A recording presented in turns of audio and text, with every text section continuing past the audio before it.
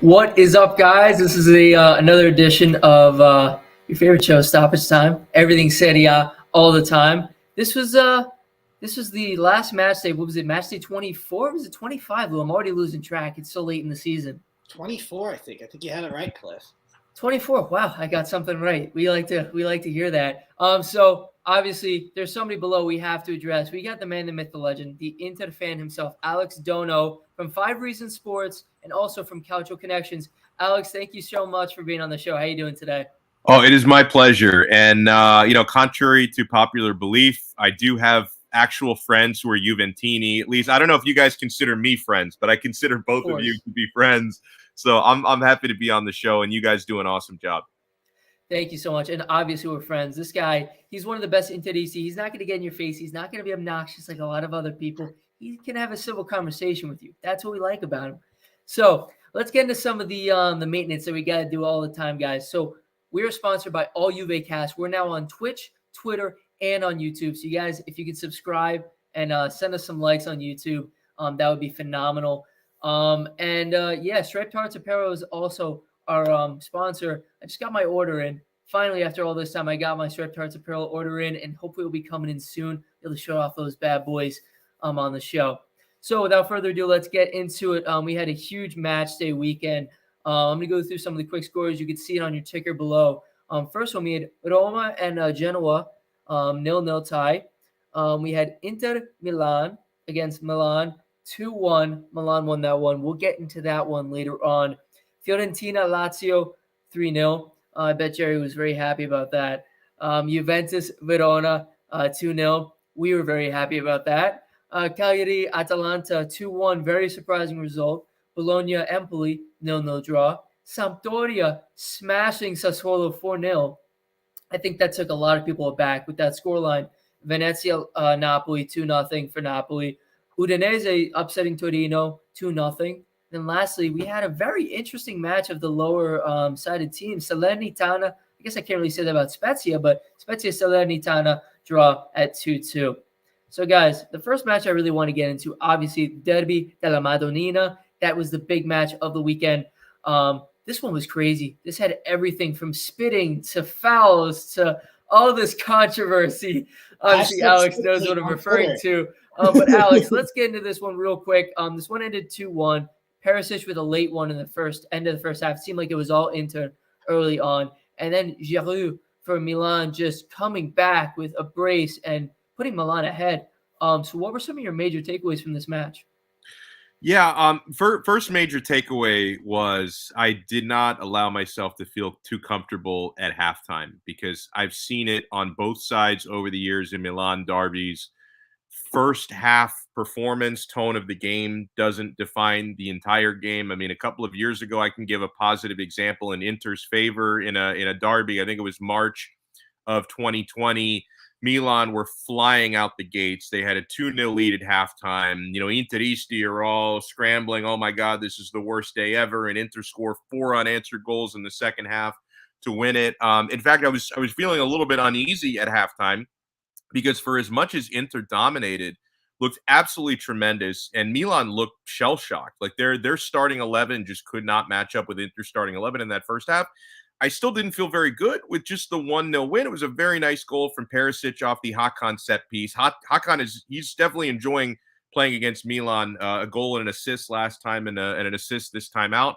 But I thought Inter also missed a lot of opportunities, and maybe miss is not even the right word because Mike Maignan, the keeper for Milan, unbelievable. I mean, he stopped a couple of what looked like stonewall chances. Denzel Dumfries especially had basically a point-blank opportunity, and maybe he could have done a little bit better to put it a little bit off the keeper, but still, it was an unbelievable reflex save. And Maignan also had this unbelievable save on a shot from outside the box. It was actually deflected. He was going one way, and then he had to jump the other way. It was really incredible to watch that. Yeah, like usually when you see that, it's like you wouldn't blame a keeper because you're already moving in one direction, and then all of a sudden the ball changes direction mid-flight. It was ridiculous. So he was obviously Maignan was a huge part of it because Inter had a number of chances that they either couldn't capitalize on or he just robbed a couple of what looked like sure goals, which was tremendous. And then in the second half, full credit to Milan, full credit to Stefano Pioli, because the tone of the game really shifted and it became Milan's game. And then you got the sense once you got into, 70 to 71st minute, like Inter were kind of holding on for dear life. And you thought, you know what, really strong defense. Maybe they can hold on to this anyway. They weren't really attacking and threatening the way that they were in the first half. And then, I'm not going to criticize the man too much because I don't want to just, focus on one game when for the entire season he's been really good. But I thought Simone Inzaghi got it all wrong with his substitutions. And I thought they were really arrogant substitutions. I mean, when he takes off Hakan for Vidal and he took off Brozovic for Matias Vecino, who is just, he's a shell of his former self. Like Vecino used to be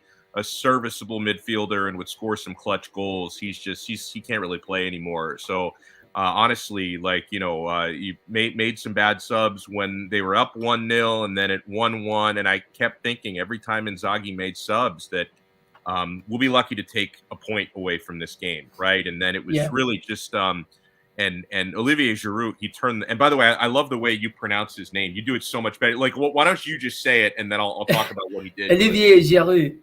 I mean, bro, Wow. that is unbelievable. I took French for 5 years, so I hope I can pronounce it. No, right.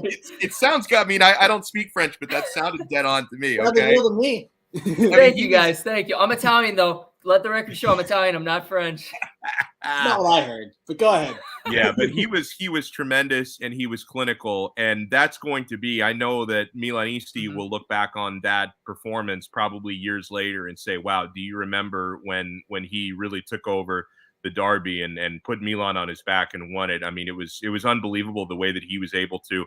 I mean, the first one, the way he was able to stretch and get the shot in, the turn on the second goal was tremendous. And obviously I'm very frustrated watching all of this transpire. So, full credit to Milan. So I really thought it was poor by Inzaghi, and I thought Inter, it was a 5-minute span when Giroud scored those 2 goals. So it was just five shambolic minutes. Sometimes that's really all that it takes to allow a team to take 3 big points from you. Now it's the Scudetto race, I think is pretty wide open again. Obviously Milan are just a point back now. They have a big emotional lift. Inter do have a game in hand, which is against Bologna. So there's no excuse whenever that game gets played. I think they're waiting to see how far Inter go in Champions League, but whenever that game gets played, there's no excuse to drop points against Bologna.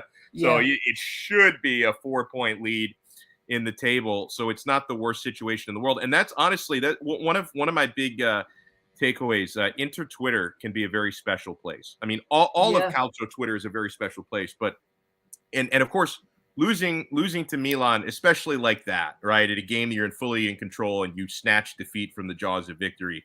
It's always frustrating and it's difficult. Like I don't get, you guys know me, I don't get frustrated too easily, but I was pissed for a couple days. Like I was really, really pissed.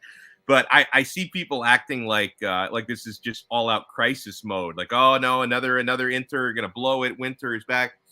I'm not saying it can't turn into a crisis, but to call it a crisis right now when you're on top of the table in February with 2/3 of the games this season already played, you appreciate the situation. Like I get it. Like if Inter had won that game, then it's like virtually a lock for the Scudetto. It's not that because they dropped all 3 points, but still, like this is not the time to sound the alarms.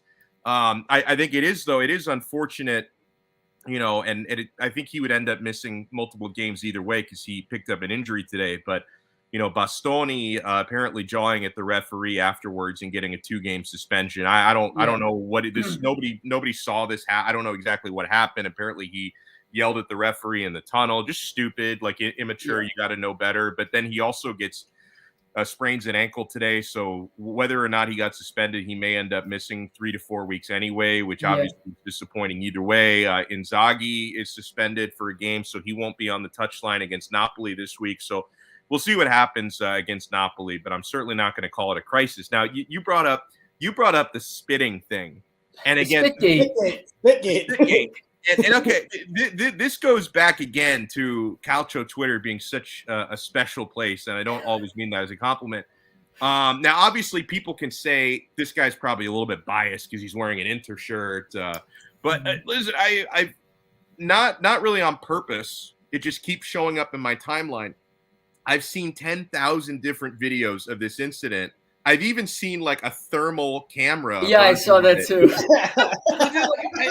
I've seen this 1,000 Do times. people not work, Alex? Do people not work anymore? Is that the case? Listen, on Monday, my productivity went down just reading the tweets about Spitgate. So people have too much time on their hands to do a thermal of somebody spitting on another player. Yeah, but like, okay, and people can call me biased if they want to, but I watched it 1,000 times. I didn't see any spit. Like I don't actually see any spit. And okay, even if he did spit, which is obviously a classless thing to do, I don't think he did. But even if he did spit, I'm still a lot more concerned about losing the match than I am about whether or not he might have shot some saliva out at Teo Hernandez. So it's like, I think the whole debate is kind of stupid anyway. Yeah. Let's focus on the match though, right? Like people are trying to take away from the match. The match was phenomenal. It was a really exciting match. And the fact that people are trying to diminish that because of Spitgate, like I find it asinine because you take away from a really well played game, and then obviously all the theatrics of all these guys getting carded and then guys getting suspended and stuff. It takes away from the actual product on the field. So you mentioned some good points, and I'll have Lou touch on it in a second. Inzaghi's substitutions took out two of his main creators, and I know Brozovic is a CDM, but he is a creator in that midfield. So taking out him and Çalhanoğlu at the same time was really, really crucial. And I think that changed a lot of the dynamics. And like you use the word arrogant, I think that's a good way of describing it because it almost made it seem like, I can take these guys out and we'll still end up pulling a result. I don't know, Lou, what were your thoughts on that? Yeah, well, real quick, the thing that I loved about the whole Spitgate, I'm an old school guy. Like that is old school calcio. Like that is the Milan Inter in their glory days in the 2000s. Like that is it, right? And I think that is it's part of what makes that derby great. Even if Lautaro went over there just to yell at him, it was it was hilarious. It is. Alex, answer that real quick. And something, and I actually, this may not sound like a compliment, but I actually mean this as a compliment to Juventus fans because I know you guys are like really gassed up right now, like really happy. I mean, a great transfer window, a nice 2-0 victory over the weekend. I think it's really funny, and Inter fans should look in the mirror because Juventus fans are on top of the freaking world despite being 8 points down in the table. Mm-hmm. Inter fans are a point on top of the table, and they're acting like the sky is falling. Like is it like a funny thing? And listen, I don't mean that as an insult. Like I find it hilarious. You guys are really fired up right now. It should be hilarious because we were the ones who went on that 9-year run of winning Scudetto. We should be in panic mode. Why are we not in top 4 right now? And then we're now making it into top 4. I said that pre-show. You guys are spoiled. You have, I think, in my opinion, I've said this since we started the show. Inter have the best squad from top to bottom. Right? They just won the league. They're in first place. I know it's the derby. I know it was a chance to put the Scudetto away. You blew it, but. Like you're still in first place with the game in hand. It's not the end of the world. If you beat Napoli this weekend, there's still a good chance that Milan could fluff their lines this weekend, right?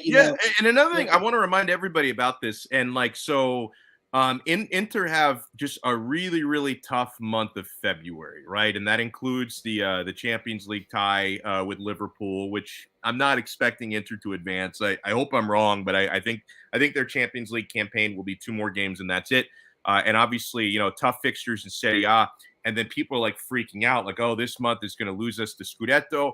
I want to remind everyone, like, we're not talking about like the NFL or college football, American football, where, certain teams have easier schedules than other teams. Like in Serie A, everybody plays the same 19 opponents twice. Exactly. So, I mean, if Inter really are the best team in the league, they still have to earn that. If they really are the best team in the league, and I said this, I was on Steve Chavillo's show last week, and Martino Puccio was on with me. We were talking about the derby, and like I said it to Martino, like he's a Milan guy. I said, hey, like if you guys win the derby, would not surprise me whatsoever if by the end of February Milan are in first place. But then that doesn't necessarily mean Inter won't retake first place because it's going to be a really tough month of February, and then March and April get easier. So if anything, Inter might have to weather the storm a little bit this month. And so going off of that, I want to go to our other games in a few minutes, but the Inter as a whole, we looked at them today. They just dismantled Roma. So like I think people take it each game at a time, and they overreact or underreact to each match. And you have to look at the season as a whole. Every time I've watched Inter this season, they look like a well-oiled machine. Like they'll have off games here and there, but overall the play is so fluid. They look so well, like rounded. Every position, it looks very, just looks very smooth in every aspect of the game. And I actually think Inter have a chance against Liverpool. I think there's actually a chance they could pull something out. Lou, what did you want to say about that? Well, I did want to just piggyback off. I've noticed something from Inter in a couple games this year. I saw it in Milan. I saw it twice against us. There's this. Inzaghi is a really good coach. I really rate Inzaghi, but there is, like Cliff mentioned, a little bit of arrogance there. You look at the substitutions. This goes back to like when COVID happened. We had that time off. We got the 5 substitutions. Lazio towards the end there. Inzaghi would do crazy things where he would sub all 5 players, right? He doesn't need to sub all 5. I bet Jerry loved that. He just does it. I'm sorry, Jerry, but like he didn't need to then. He did it last year. I watched him do it a couple times last year. I've seen him do it this year. And I wonder, when you played us in the Super Cup, right? Mm-hmm. You dominated that match. And if it wasn't for Alexandra literally gifting that last goal, it probably goes to penalties. Yeah. What I saw in this match was a first half where Inzaghi's team came out and dominated. Probably shipped 2 or 3 away. Now, yes, Magnan was phenomenal. No one wants to say it. That's one of the most underrated moves in Serie A. They didn't overpay for Donnarumma. They let him walk. He's a better keeper, but they got the next best young keeper very cheap. And it proved in that game. But what I think happened in the second half was, and this is what was so brilliant about this match, was Pioli. Inzaghi made the first move, and Pioli went checkmate with the substitutions. Yep. And he got them all right. And Olivier Giroud is just the last thing I'll mention here. He is a player that doesn't get a lot of credit. He's a little older. He's not the greatest striker, but he's clutch. And he was clutch at Chelsea. He's clutch for France. And he was clutch in that game. And that's why you bring in a player like that. If you're from Milan, you walk away and say, hey, like these are the guys that you need to come off the bench and impact, the veteran impact to put you over the line. Tell me, Lou, what was that guy's name again? What was that player's name? Olivier Giroud. Olivier Giroud. You got the last part better. I can't do the last Cliff part. says it's so much better. Giroud. I should be on TV. They should put me on national TV. I just say the word and then I'll run away off the screen. Listen, so actually, all you make asked a good question. We'll actually get to this later in the show, but I want to get to the next match. I'm not sure if you're able to watch it. Sampdoria Sassuolo, Alex. I'm not sure if you're able to see that. I was watching the whole match and I even watched it again through the highlights. And like Sassuolo, we know historically in the last few seasons have been really good attacking. When they had not Italiano, De Zerbi, and then now they have what's his name, Dionisi.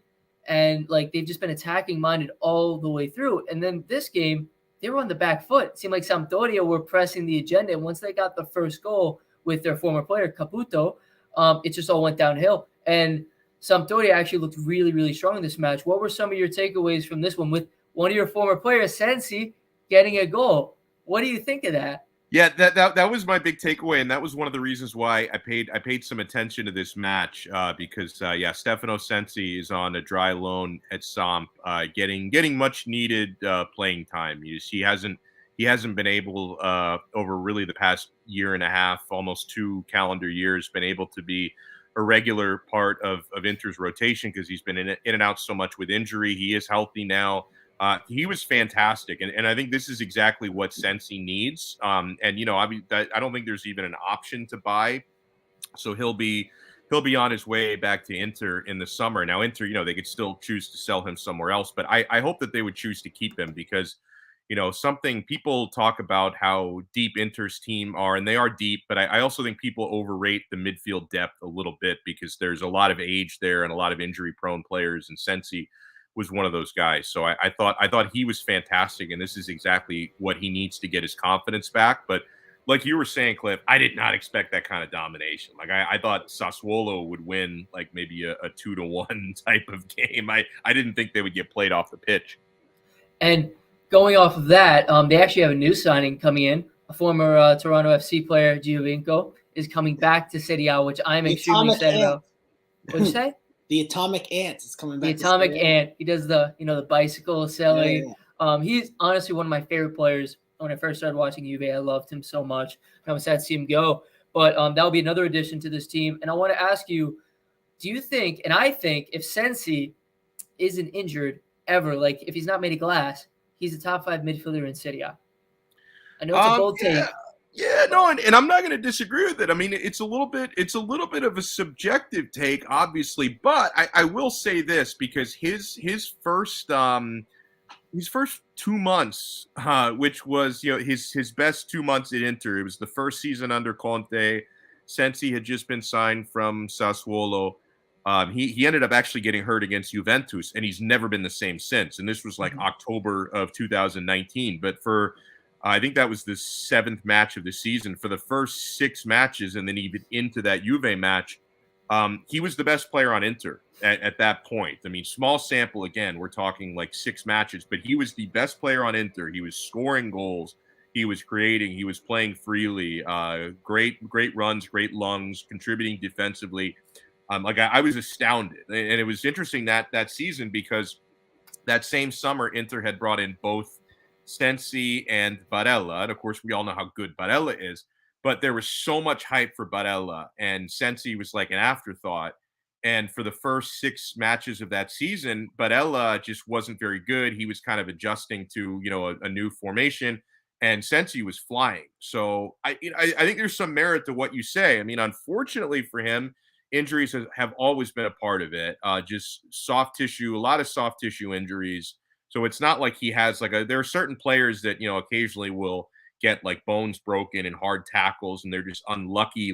Unfortunately, Sensi, I don't think he's unlucky. I think he's injury prone because he just pulls muscles constantly. Yeah. But if not for that, if he could have any continuity and get through 3 or 4 consecutive months without picking up a knock, I think he could be one of, if not the top 5, one of the top 10 midfielders in Serie A. Yeah, and I'm not gonna lie, I just pulled that out of thin air. I honestly that's a very small sample size, so I know it's a crazy thing to say. Lou, what would you want to get on? I agree. I mean, people forget that Sensi was in the squad to go to the Euro. He probably would have got in. He plays pretty. I saw a stat the other day that in his last 4 starts for the Azzurri, now they've been sporadic. He scored in all 4. He's very, very good. He's a solid player. I rated him. I think since he was I think he started at Sassuolo, right? Yeah, Sassuolo. Yeah. So he's a really dominant player. And Donno, I remember that stretch when they signed both him and Barella. I was low key terrified of them, coming into that year because he's the Italian Ramsey right now. Right? Yeah, he is. Good shout, but he's a really solid player. And I thought this match, it caught me off guard. I tuned into this match to kind of look at Sassuolo. They have Scamacca, Berardi, Raspadori, who's been linked to Juventus and Inter. Yeah, it's Scamacca linked to Inter, Fratesi. So it's right. Those were some of the other reasons why I was watching this match. And what I got was Sampdoria just completely dominating them. And it shows, I think, what we've highlighted this on the podcast before, Cliff, is some of these lower teams have had to get crafty when it comes to COVID and the signings that they can make and kind of the investments they can make. If you look at what Sampdoria has done with that team, even getting a player like Giovinco or taking a gamble on Sensi, who's been injury prone, these are really good moves to help these teams stay, above relegation, even build momentum into next year. I just think that game exemplified it. I want to tell you something too. Listen to these players on this team and tell me it's not an impressive attack, even though some of them are older. Quagliarella. I can't say I'm as nice as. I love how you have no problem with the French names, but the Italian names you struggle with. I know, right? We're studying that. I know. If only I could say like Jaru. But yeah, you got Quagliarella, you got Caputo, Giovinco now, Damsgaard, Sensi. That is an extremely potent attack. Those are some really good attacking players. And we're going to talk about Gianpaolo a little bit later. He's their new coach that they just brought in. But maybe he's going to have something to do with maybe Sampdoria climbing their way up and, inching farther and farther away from relegation. So we'll see. But that's just the main takeaway. Sampdoria just dominated in this match. And the next match I really wanted to get into was another lower team that is in relegation zone. They beat a top 4 team. Or no, where's Atalanta right now? Are they 5th now? Yeah. I think they were top 4 at the time when they lost that. Yeah. Right in Juventus knocked them out. Yeah. And then so they lost to Cagliari 2-1 to Atalanta. And I was watching this game. They were a little bit unfortunate. The first goal was like it went right through on a cross, and it ended up to, I think, Pereira or something, and then he slotted in like right in front of goal. And then the second one for Cagliari was, or no, Musso actually went for a challenge, and he took the player out, and he got a straight red, and that put Atalanta in a huge hole really early on. They came back with a goal with Zapata shooting one, ricocheting, and then forget who finished it off, but that was how they equalized. And then it was finished by Lou. Tell me who was the last person to finish. I forget what the last goal was. I think it was Pereira with a brace. Yeah, it was Pereira, but Bellanova, I remember, helped with that goal. He had like a really great run up the flank, that goal. So this one was absolutely crazy. And I want to get Alex's thoughts on this one. I'm not sure if you're able to watch this one, but is Atalanta losing a little bit of their touch? Yeah, I wasn't able to watch this match. I was shocked by the result, but I'll say this, like, this match, quirks aside, I think is an illustration of why Atalanta are not a true Scudetto contender. Obviously Inter, Milan, I believe Napoli are. I'm not counting out Juventus either. I mean, 8 points is a big hill to climb, but they look like they're starting to peak now, so they're going to be a threat down the road. Whereas a team like Atalanta, like this result, where there's no excuse ever to drop 3 points to Cagliari. Okay, so this to me is a reminder that people focus too much on the big matches. Like, oh, how do you perform against the top six? And like everyone in the top six, they hate playing Atalanta. I mean, it's never fun. I'm sure all of us, when our teams are going into a matchup with Atalanta, that they're going to give you hell for 90 minutes, no matter what the result ends up being. And they've actually had 2 draws this year with Inter, and both of them were really tough, balanced matches. But then at the same time, like, Scudettos are won based on how you perform against the lower tier teams. Like, how do you perform against the mid-table, the relegation type sides? Like, you can't be dropping points to teams like that. And those are the results that are going to come back to bite you. So it's like, yeah, obviously year in and year out, because they've been proving it year in and year out, I take Atalanta very seriously as a top 4 team. And they may end up being in the top 4 again this season. We'll see how it plays out, but I don't fully take them seriously as a Scudetto contender. And part of that is just, not having the depth and the experience to get that done.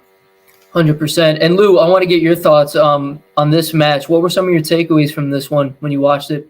Yeah, well, to first echo what Donno said, I mean, I agree. And this is why Atalanta haven't been able to close the gap. And maybe, again, sorry, Jerry, maybe this is Atalanta showing a little bit of Inzaghi's Lazio in them, where it's they only know one way of playing. They can't see off a game, right? Where it's like if a pragmatic coach like Allegri or Conte sees that game 1-1, they're going for the protecting that draw, right? Because they know the point is more important than dropping all 3. And Atalanta, they don't have the experience, and they don't really have the mindset to do that. The big thing for me, and one of the things I want to highlight in this match, is Cagliari's form. Walter Mazzarri took over right before the winter break, hit a rough spell. They got beat up pretty bad by us, and then they're now 5 games unbeaten for a relegation side. Now, not all those have been wins, but a couple draws in there. But for a relegation side, that's really, really good. And I was really impressed with how they have a classic Mazzarri team. And Mazzarri can be a very annoying coach. He was really great at Napoli. He's coached the little lower table teams. And he seems to do really well for like a year or 2, and then like the players just hate him afterwards. I hate him. He was an Inter for a while, right? Yes, he was. Yeah. I hate his guts. Yeah. So maybe you're not going to like this, but he is built for those smaller sides. And that team had a lot Mazzarri in them. They were very physical. They bullied Atalanta in this game. They held strong at the back, and then they actually went for it at times too. It's what you would want from a bottom feeder team. Like if you have a perfect bottom feeder team to annoy the top sides, that was the example of it. And I think that looking at the Scudetto race and even top 4, we now know that Zapata is out for 3 to 4 months. Musso red card before the Juventus game. This could get ugly for Atalanta really fast because that's a huge hole. That's a great point. And I actually want to throw a little note in there for you guys. Are you seeing a shift in terms of the mid-table to lower-rated teams in terms of the table in Serie A? And I'll pose it to Alex first because I feel like Lou answered it. Do you think you're seeing like these teams like we see Empoli is pretty high up the table. You're seeing Venezia, who I called not being in relegation this year, out of relegation right now. A lot of these teams at the bottom scrapping out wins, scrapping out draws against the top teams. Are you seeing a shifting mentality from these teams? Yeah, and I think it's great for the league because you can get new blood injected in, and also there are certain clubs, like Genoa. I would not mind seeing them relegated. Sampdoria obviously picked up a gigantic win, and I think they're too talented to be relegated. Like certain clubs that I think have just been bottom feeding for too long and like probably maybe deserve to go down. I used to say this about Chievo Verona for the years. I despise that club, and just when they were up for so long and they were basically just always, it was constant shithousery. I hated the way that they played. I wanted them desperately to be relegated, and they finally did, because I think new blood deserves a chance to get in. And then listen, I don't think it's going to work out for Salernitana this year. I think that they're 100% they're going to be relegated. But for a team like Venezia, I think it would be great if they can stay up and have a chance to build a little bit of momentum. I mean, hipsters love it. Their kits, even when they're in Serie B, their kits sell like hotcakes, and it's unique. And obviously, the city of Venice is one of the most beautiful and renowned cities in the world. It would be nice for them to have some representation in Serie A. So I love it. I mean, usually it seems like the way that this goes for me, if I follow the patterns, is 3 teams go up, 3 teams go down every year. And usually 2 out of the 3 teams that come up go right back down, and one of them finds a way to stay up. And then oftentimes one of the teams that just went down comes right back up.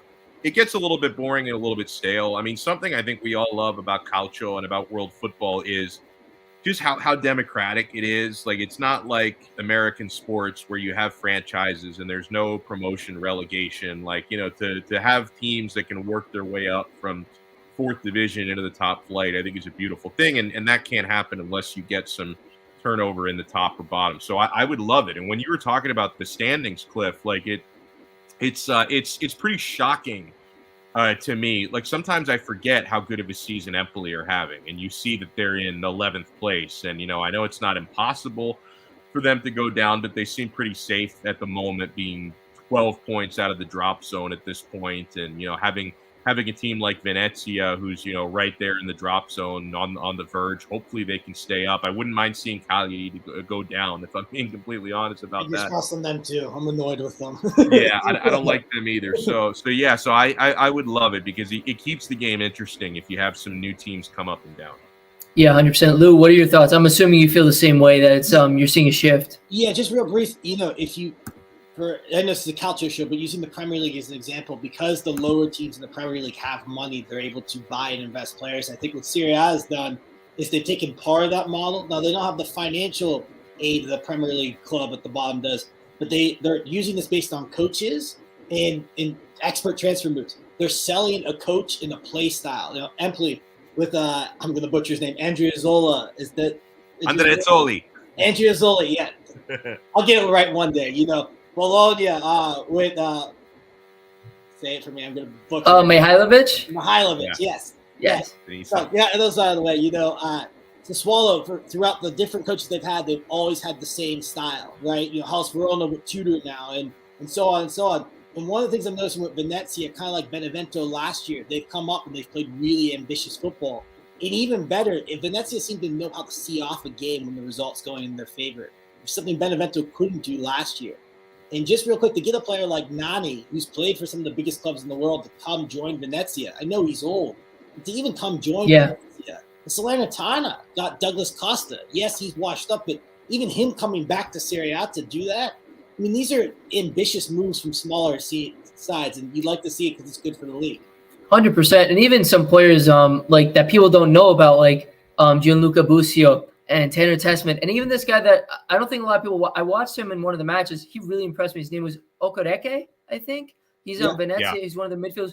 Really, really impressed with him as well. Like, if you guys want to get on the show, Venezia, call me. Like, let my agent know. We'd love to have you on the show.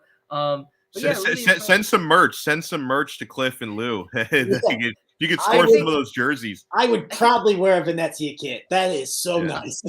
I would sell all my Juve kits if you give me those Venezia well, I kits. would go that far, Cliff. I know. And it seems like I don't have a Venezia kit myself. A lot of my friends do, and it seems like buying a Venezia kit, it's like buying a PlayStation 5. Like they sell out. Like it's like they're not easy to get. Like they'll get them back. Like you can't buy them on Amazon or through third parties. Like you have to get them through the Venezia website, and then when they have new stock, they sell out like instantly. Funny enough, I have a PS5, but I don't have a Venezia kit.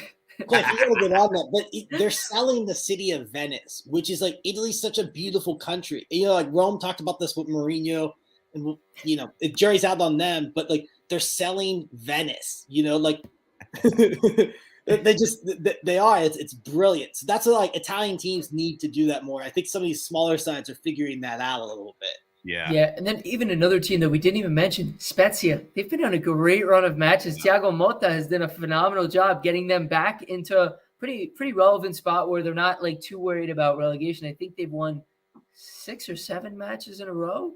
Yeah, they're 6 matches unbeaten. Yeah, 6 matches unbeaten. I only know that because we talked about last week. Yeah, just absolutely phenomenal. And I do actually want to touch the next topic. I want to talk about briefly the Mercato. There was a lot of moves. Obviously, from Inter, you had Sensi going out.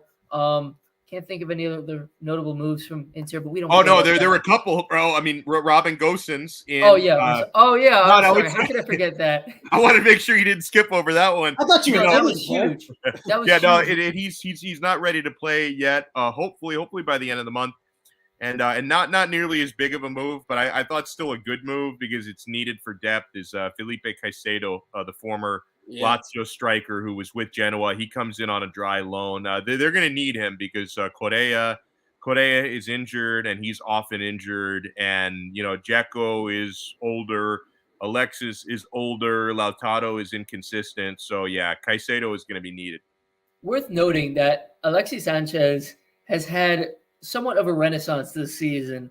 He hit a banger today in the Coppa Italia. It looked like the Alexis Sanchez of old with Arsenal. Just absolutely phenomenal. Rifles into the top left corner.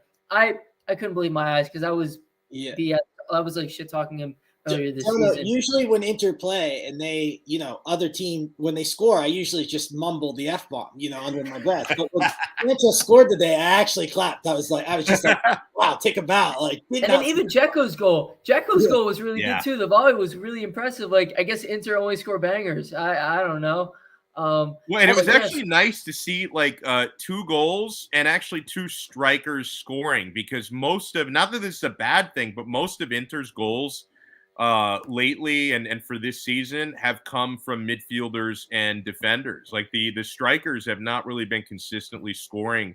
And on Alexis, it was a tremendous goal today. I'm sure it's going to come up on like various goal of the week montages and deservedly so. I mean, overall, over the past, I'd say 2 months, he's been Inter's most consistently informed striker, and he's usually coming off the bench, and he's provided a spark and creativity on the bench. Actually, I didn't think, up until he scored, I didn't think he was playing particularly well today, but like overall, he's been in really, really good form for the last couple of months. So like, I think he deserved it with the way that he's been playing. I think he deserved to get a nice goal today. And Dzeko has been overall, he's been very good. He's been frustrating at times though, because like, and you talk about only scoring bangers. Dzeko only scores bangers. This guy will find a way to miss sitters. Like, you know, not saying I could put myself in the positions he can, but if you could like give me some of the same opportunities that he's missing on, I could finish some of these chances that he's missing. He'll score, you know, some like the banger that he did today. He's had a handful of those this season. And then like Lautaro, I'm starting to think that Lautaro might just be overrated, like and overhyped because he's a young Argentinian and people want him to be great. Like he's capable of great things. He's just so inconsistent. Yeah, 100%. And then obviously we talked about Gosens. Just real quick, do you rate him? Do you rate him over Perisic? Do you think it's a significant upgrade? Now that's a good question. You know, we only ask the hard hitting questions. No, you do. That's a great question. You know, the thing like He's a lot younger than Perisic, and it's a long-term move, and I think he'll fit great under Inzaghi. But it's like it's hard for me to tell you today on February 8th, 2022, that I would rate Gosens over Perisic, because Perisic has been incredible. Like he's been Yes. one of Inter's 2 or 3 best players all season long, like up there with like Brozovic on how good Perisic. I mean, he's been unbelievable. You know, he scored a really nice goal in the derby. He played really well today against Roma in Coppa Italia. Like he's been consistently good all year. But I thought the Gosens move was a great piece of business. I thought they got him at a bargain price. I wouldn't. I know he's had injury troubles this year, but I still didn't think that anyone would be able to get him at as economical of a price as Inter did. And I think that with his attacking mentality at wingback, I think he's going to fit like a glove under Inzaghi. He scores a lot of goals from the wingback position, which is something that Inter looked for. I think the connection between him and Dumfries from the right side to the left side, I think could be really good, because I noticed over the years at Atalanta, they connect a lot of goals, that team, from wing back to wing back, and I think they can build that sort of connection. So I think long term it's a tremendous move, and obviously they had to get him in January to get less competition, but it's really not so much about this year with Gosens as it is for the next several years, because I don't think Ivan Perisic is going to be back.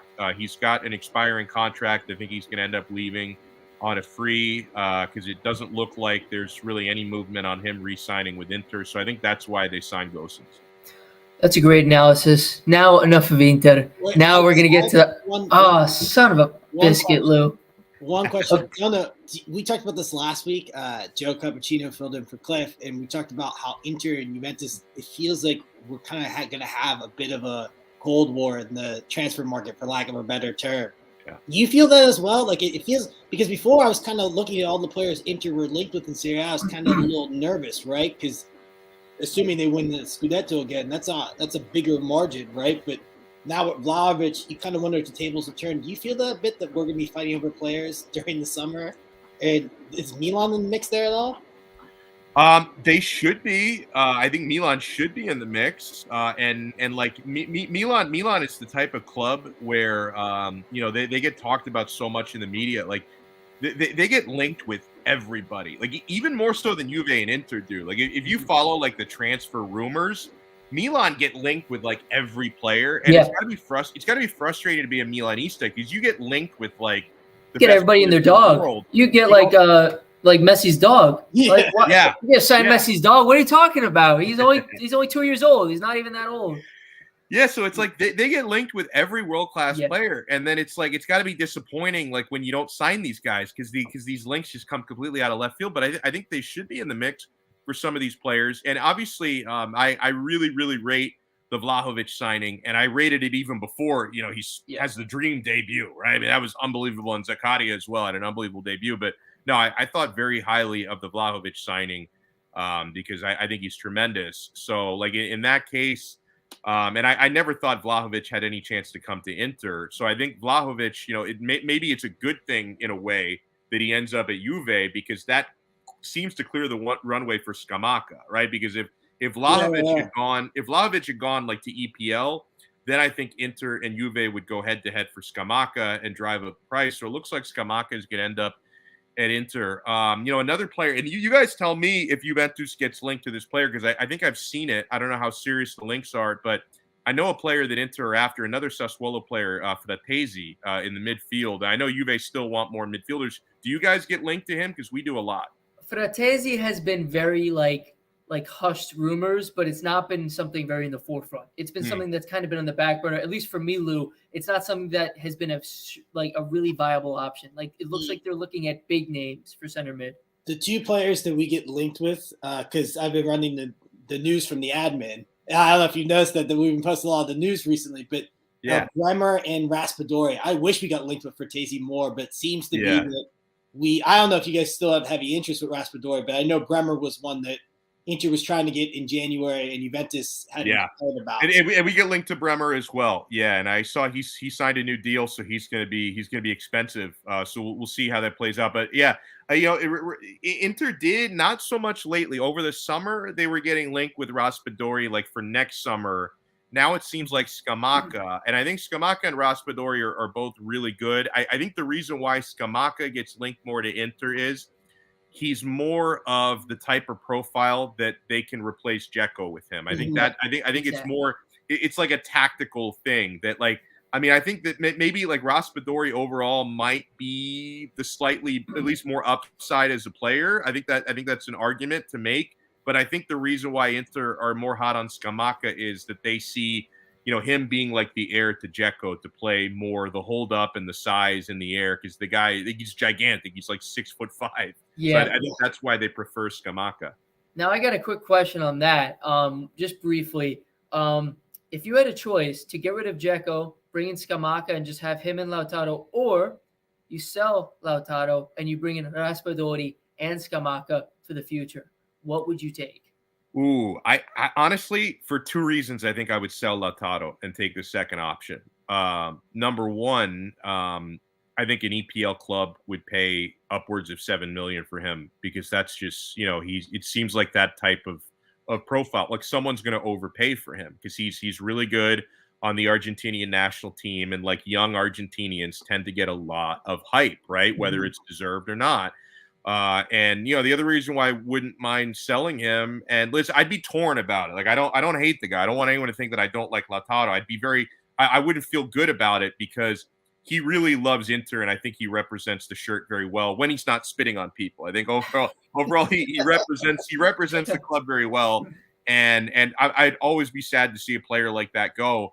But he's too inconsistent for my taste. It's like you never know what Lautaro you're going to get, and he's going to score some really nice goals that are going to look great. Like I'm sure if I went to YouTube right now and pulled up, and I've done this before, it's been a while, but if I pull up like a Lautaro highlight reel, you're going to find some unbelievable goals, and it's going to be, man, this guy is world class. But the problem is, like, he's world class one week, he's bad the next week, average the week after that, world class. So I don't know. I get unsettled by how inconsistent he is. 100%. And my last question, kind of on the transfer window, when you saw Juve's moves, because obviously we got to talk about Juve. To be honest, did it scare you at all seeing them get Zakaria, Vlahovic, Lou? I'm blanking right now. Who else did we get? We got Gatti, but he's on loan till the end of the year. Gatti. So that move is interesting because it blocked Bremer. Technically, they say it doesn't. Yeah. It did. Yeah. So yeah. From your point of view, Alex, does that make you nervous a little bit when you see those moves from Juve? Like not for this season, but just also going forward? Yeah, no, 100%. Because I think Vlahovic is an incredible finisher, and so some people were like, "Oh, it doesn't even matter because what kind of service is he going to get from that midfield?" First of all, like he can do it even without superb service. His finishing rate is absurd, and his work rate is off the charts. I just think he's a great player. And it's a long. I mean, what is he, like 22 years old? So it's it's a long-term move, and I know Juve is going to spend money on the midfield. So yeah, I mean, at the time when the move was made, and I think Juve could end up kind of making a push to be in the Scudetto race, but what was it like minus 11 from Inter at the time that these moves were happening? So like I wasn't in that moment like, oh my God, Juve is going to win the Scudetto this year. Yeah. Maybe there's still a chance of that, but the big takeaway, and Cliff, you were right the way that you asked the question. My big takeaway is the long term, right? I think this is a fantastic player that could end up being, the next great Juve striker for years to come, or maybe he'll be there for 3 years and he gets sold for a gigantic transfer fee when he's like 25, 26, and they can buy other great players. So it's a great investment in a great player. I obviously I didn't know how high to be on Zakaria, but he already looks like he's hit the ground running. So no, I thought that Juve, I thought they had the best January mercato in Italy. I thought Inter also had a very good mercato, but just the Vlahovic move especially, I thought was a tremendous move. And like I said before, it's not a move that I ever thought Inter were going to make, just because the player is so expensive and they're not able to invest that kind of money right now. But I thought it was a great move for Juve. Awesome. And then now we're going to move on to everybody's favorite section, buy or sell. Where in this segment, basically, I'm going to give you some names of players or teams and ask you, would you buy them based on their form, or would you sell them based on the form? You, if you're the owner, not everybody always has these different scenarios. If like, oh, am I talking as if I'm, the president? No, you're the owner. You buy or sell. Okay. Without further ado, I'm gonna have Lou actually go first on this one. Olivier Giroud, buy or sell?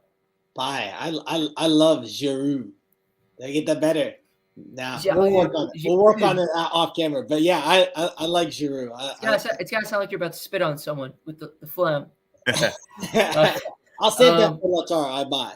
Exactly. Now, Alex, Olivier Giroud, buy or sell? I'm as someone who's invested in markets, I'm actually going to say sell because I like to sell high and buy low. And listen to me, my man. He's had a pretty quiet season, and I don't think his stock this season is ever going to be higher than it is right now. So I sell and I take those profits. A huge decisive performance in the Milan derby, but he's older. I'm gonna sell. I actually agree. I'd sell just because this is not a long-term move. This is a guy who's gonna be a band-aid, just like Zlatan is. This is not the guy who's going to take you the next 5 to 10 years. So I 100% sell as well. Next guy, one of your boys, Nicolo Barella. Do you buy or sell him based off his performances? I'm buying. He's still, what is he, like 20, 23, 24 years old, and he's been excellent. He's a little bit of a hothead, but his ability and his work rate is through the roof. Yeah, I'm definitely buying. Yeah, Lou, what do you think? Buy or sell? This is got to be an easy one. Yeah, all buy. Barella, Al and I have been saying this for 3 years. The moment Juventus lost their reign at the top was when they let Inter just take Barella without any fight. So, yeah. Buy. Yeah, I saw some people on Twitter saying, like, after one of his matches, he's overrated. It's all reactionary. He's not overrated. He's the real deal. He's a phenomenal player. If you watched him today, he took some amazing shots on goal and almost scored a banger again. He only scored bangers, too. The next one, another new Serie A bad boy, Nicolo Zaniolo. Is he a buy or sell for you, Alex Donno? Oh, I'm selling. I mean, maybe that violates my long-term rule a little bit, but I think that this guy he's a train wreck in progress. Like, I think so much hype that began when he was 19 years old, and I think that to me he feels it too much. Like I've watched him a lot this season. I just think he tries too hard. Like we know how talented he is, and obviously he's struggled with injuries. He's had a lot of bad luck with his knee problems and stuff, and I feel bad for him for that. And I'd love to see him become world class because he represents the Azzurri as well, and we need players like him. But I don't know. I worry about his mentality. And so, yeah, I'm not as, and I know I'm not the only one because I see the way people talk about him. He's very polarizing, but I'm not that high on Zaniolo right now. I'm selling.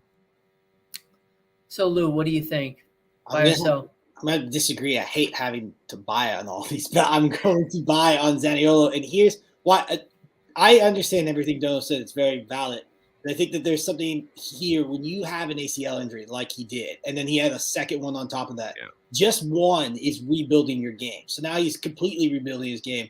If you watch him closely, he's gotten very unlucky this year. And I think that he needs someone like Max Allegri kind of taking McKennie and putting him out wide and bringing him in. He needs a coach that could give him a little bit of like instruction and discipline and consistency. And I think Mourinho has tinkered a lot with this team. He's not the most disciplined in terms of his players, and Zaniolo's been really unlucky this year.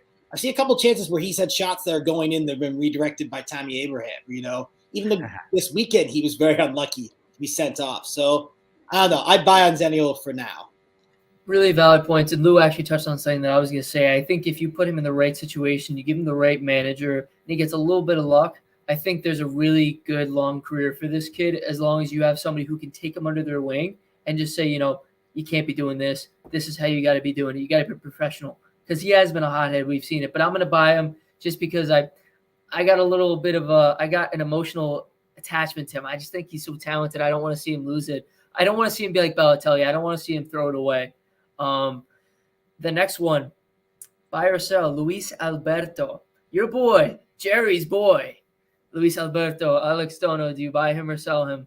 Oh, I'm buying. He's magic. Like he is so skilled and so creative. Yeah, I mean, I would that I mean, Inter seem to be signing a lot of Lazio players. That's one that I would love to have. I don't know if that would ever be reality or not.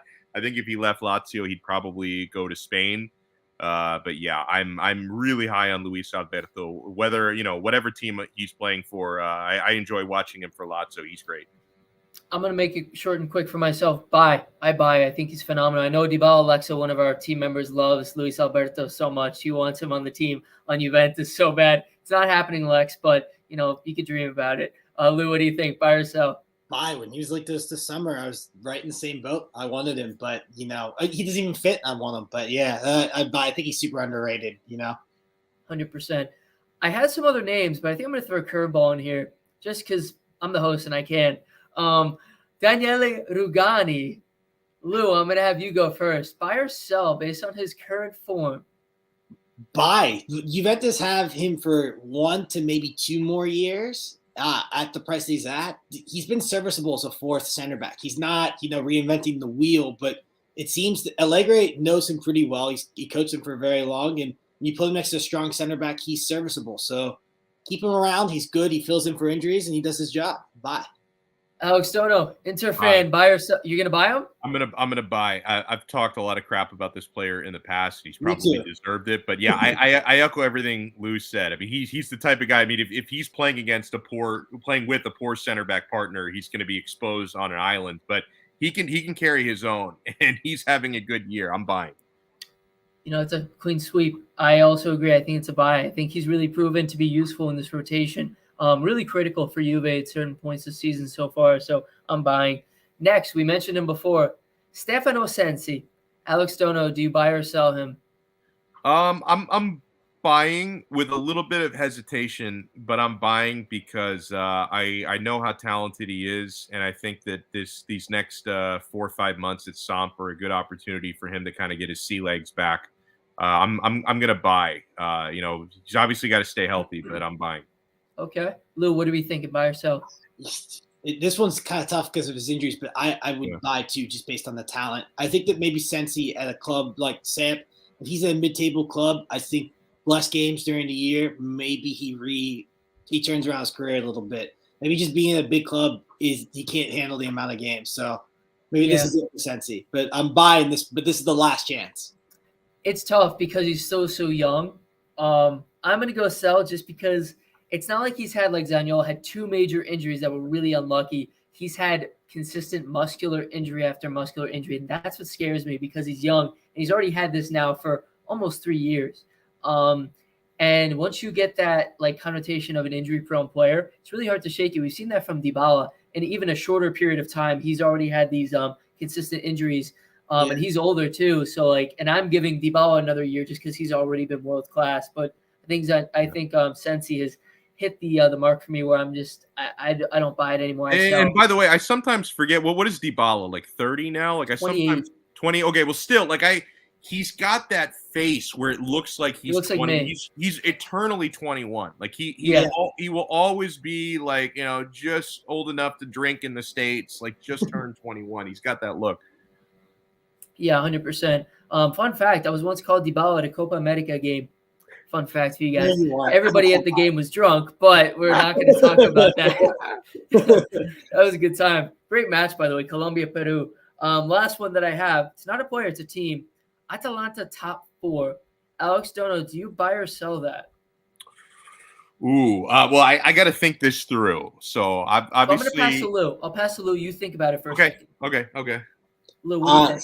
Sell for 2 reasons. Number 1, I'm extremely biased. We need 4th place. And number 2, I think that Zapata being out is going to deflate that team. Muriel is a good off-the-bench striker, but on his own, Zapata does so many little things in that build-up. I think that they're going to miss it. Even if they fix it, there's going to be an adjustment period. They'll miss. Yeah, and I'm going to go before you, Alex, real quick. Let you think about that a little bit more. I'm going to go Atalanta sell because at the beginning of the season, I thought they'd squeak their way into top 4, but I think I'd be an idiot if I don't change my opinion based off new facts.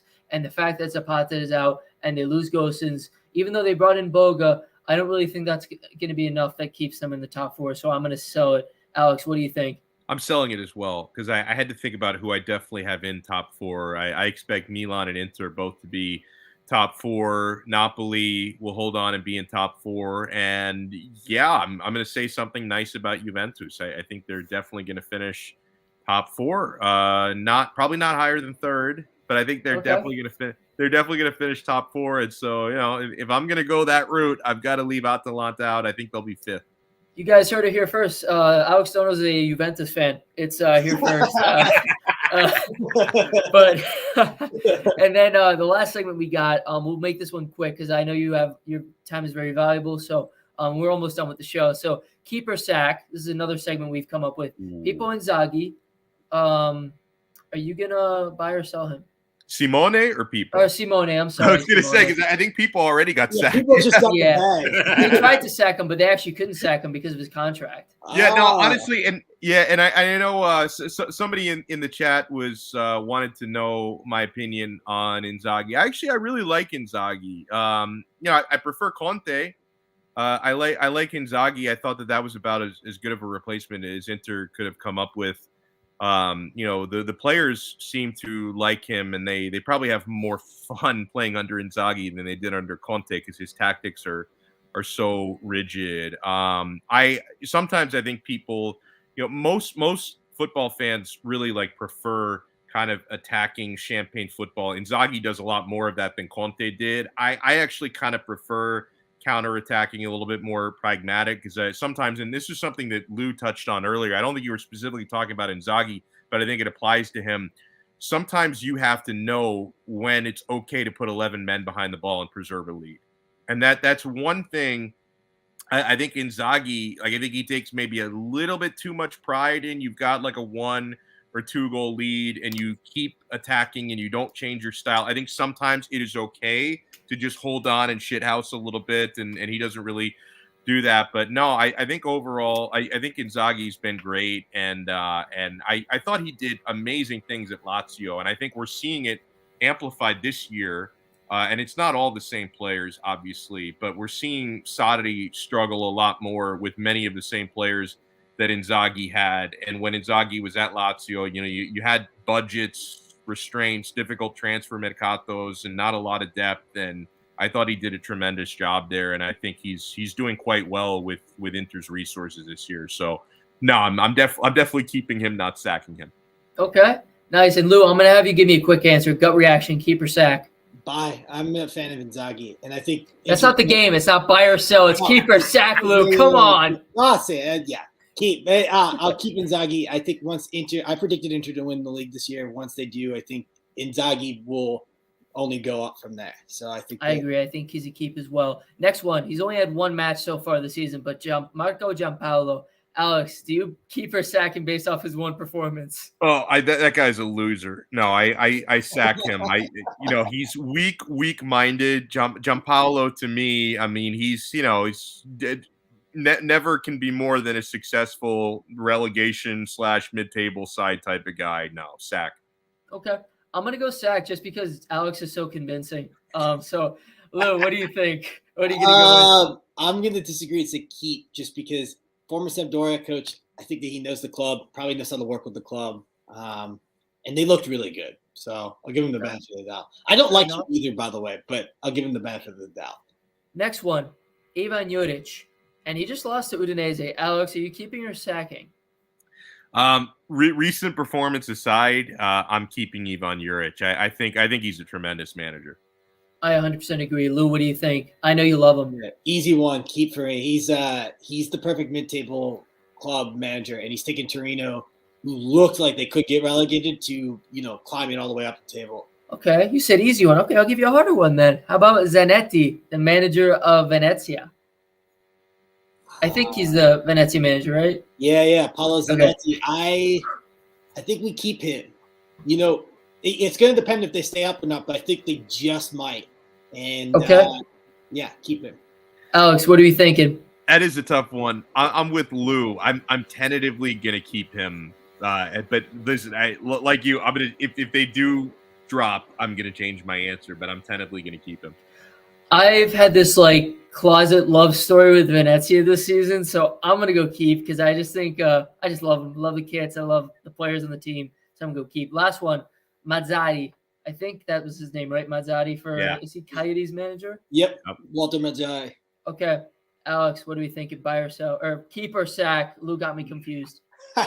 Cliff. Damn it. Yeah, I'm gonna sack, and they still could very well end up being relegated. I think that guy is like a 19th century manager. I'm not a fan. Okay, Lou, what are you thinking? 19th century manager, keep or sack? I mean, Alex is right. He is a 19th century manager, but I think that's what Cagliari need right now. A guy that's just going to park it, you get a couple goals, get them over the line. Based on their form, you gotta keep them. Yeah, I'm still gonna sack him just because I think Cagliari they need something to shake him up. They need something shaken up. Maybe a Pirlo takes over and he starts from the bottom and works his way up. Probably doubtful, but who knows? Crazy things have happened. Yeah, that just about wraps up our show. And then Rob saying worried about Cliff. Sounds ready to jump ship. Nope, not ready to leave Juventus just yet. Not for Venezia. Maybe for another team. I know Anto from IFTV once tried to get me to become a Milan fan by buying me a kit. That didn't work. I'm not going to leave that easily. But that's going to wrap it up for our show.